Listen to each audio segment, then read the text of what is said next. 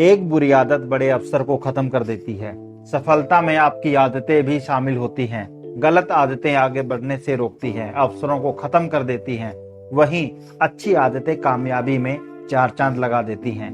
कहा जाता है कि सफल और नाकाम आदमी में केवल एक अंतर यही होता है कि कामयाब आदमी अपने काम को विशेष ढंग से करता है और नाकामयाब आदमी अपने काम को सामान्य ढंग से।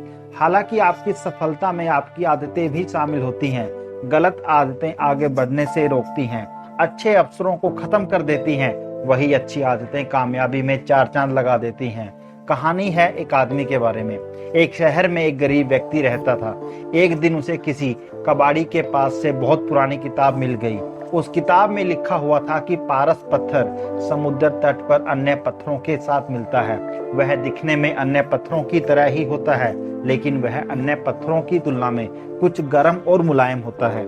ऐसी लोक मान्यता है कि पुराने समय में कोई ऐसा पत्थर था जिसके स्पर्श से कोई भी लोहे की वस्तु सोने में बदल जाती थी।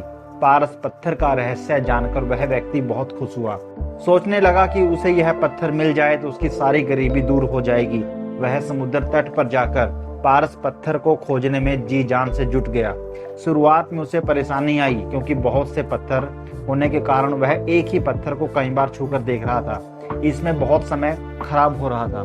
इसका उसने समाधान निकाला। वह पत्थर को छूता, वह गर्म और मुलायम नहीं होता तो उसे समुद्र में फेंक देता। उसने कई दिन तक पत्थर उठा उठा कर समुद्र में फेंके, पर उसे गर्म और मुलायम पत्थर नहीं मिला। उसे निराशा ही हाथ लगी।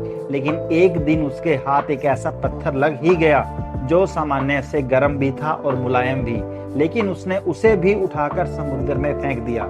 इतने लंबे समय तक रोज हजारों पत्थरों को समुद्र में फेंकते रहने के कारण उसकी यह आदत बन गई थी। इस कहानी से हमें यही शिक्षा मिलती है कि हम जीवन में अवसर की तलाश करते रहते हैं, लेकिन जब अवसर मिलने का समय होता है तो अपनी आदतों के कारण उसे गवा देते हैं।